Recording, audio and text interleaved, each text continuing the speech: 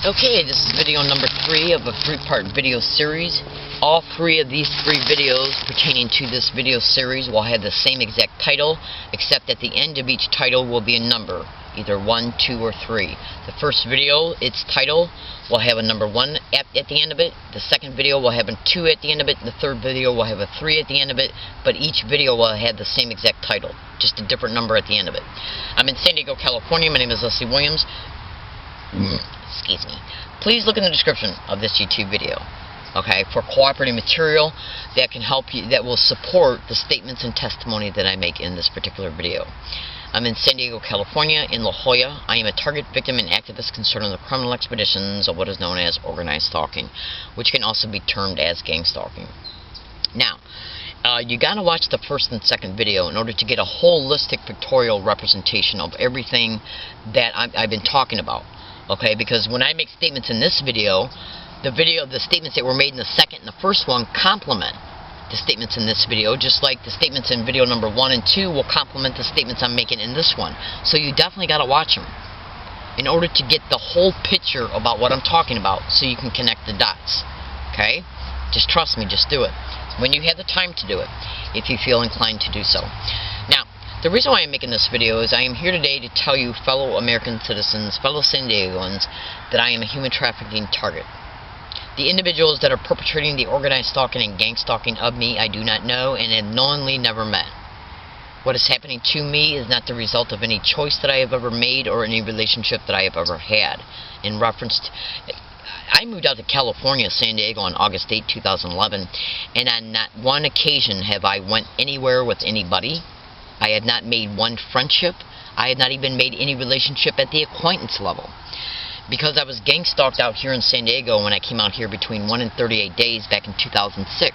I then left the state and went back to the state that I had come from and had been gang stalked along all my routes every single day in that state, all the way up until the time I came back to San Diego on August 8, 2011. So I wanted to be able to prove that this criminality was happening to me again, if it did start again once I came back out here, and it did. It was even going on towards me on the Greyhound bus on my way out here, literally. And I got the email prediction files to prove it and the audio files to support it.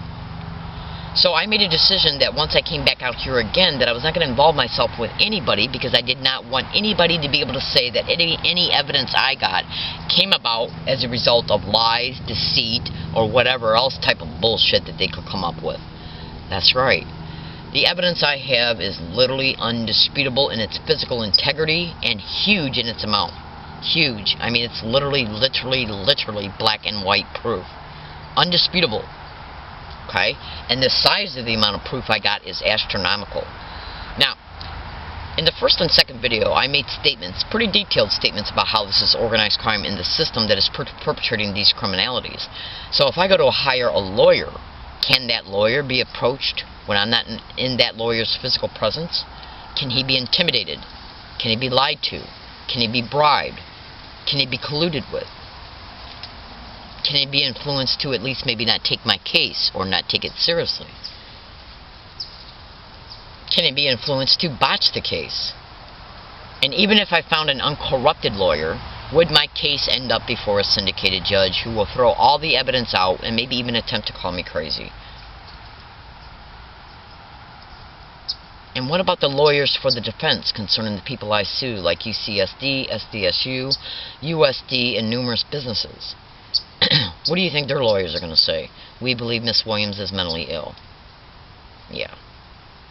Even though 800 separate audio files of the same exact identical verbal harassment has been said around me, I had this over 800 separate audio files of the same exact verbal identical harassment happening around me non-stop everywhere I went for the last 2 years, every day, non-stop. Just that evidence alone is undisputable. But it doesn't matter if you have evidence, because this is organized crime in the system, a syndicate, which means lawyers, judges, police officers, possibly prosecutors, possibly members in the DA's office.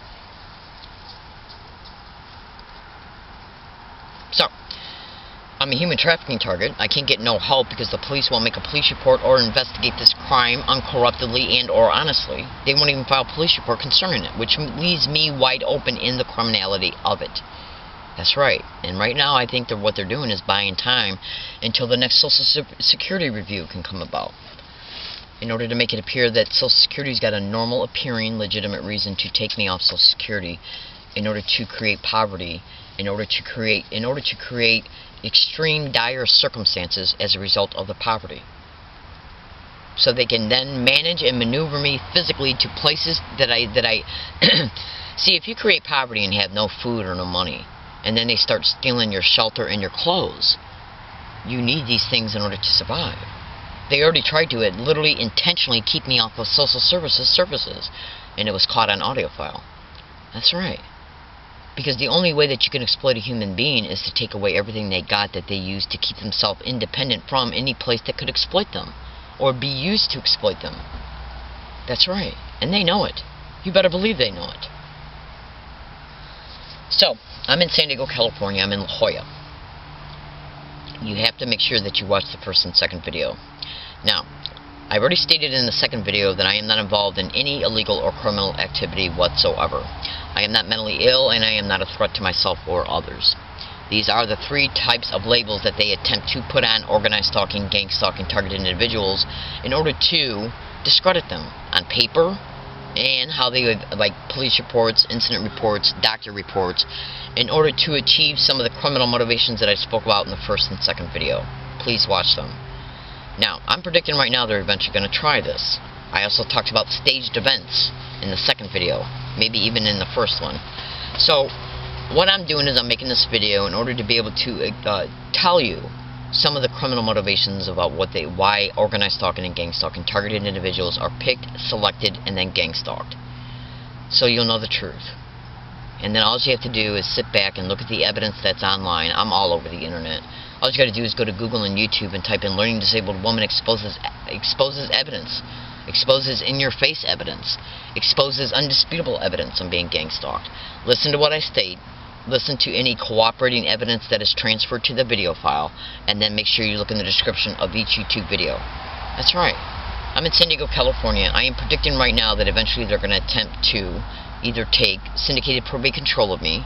They're eventually going to attempt to petition me in a county mental health or an area neighborhood hospital, psychiatric floor. They're going to eventually stage an event to arrest me. That's right. And they're eventually going to take me off Social Security. Now, this is organized crime in the system at the federal, state, and local level. Okay, so all you got to do is go to Google and type in organized stalking or gang stalking in social services, Social Security, police officers, judges, lawyers, prosecutors, district attorney's office, FBI. Just do it, and you'll see that I'm telling you the truth. Please, again, make sure you look at the first and second video. This is a 3-part video series, and I made it in order to be able to inform the community about what's happening to me, so they can watch, if they continue to watch my current videos that are being published online concerning current events that are happening towards me, they'll be able to see this criminality. You'll be able to witness it before your eyes, unfolding before your eyes, it happening to me. Because something happens to me just about almost every single day. Alright, I gotta go, and I am predicting right now that they are going to eventually ban me from UCSD and their entire campus or their libraries. Okay? And today's date, which I'm showing you right now in closing, okay, by showing you a video picture of my cell phone, I'm showing you that it's 2:43 p.m. on January 11th, 2014, and I'm going to use the phone so the phone can tell you the time and date. Say a command. January 11th, Saturday, 2:43 p.m. Say a command. Okay, ladies and gentlemen, I made this video today in order to inform the factual realities of what is happening to me and my fellow targeted individuals, so they can understand what's really happening to me, the truth of the matter, not the bullshit, not the lies, and not the accusations and complaints and incidences that the gang stalking expedition is creating around me, towards me, when I'm out and about in the community, including at, but not limited to, UCSD, any business I go into, in any San Diego Public Library, and any public transportation service I use. I appreciate you listening, and have a nice day.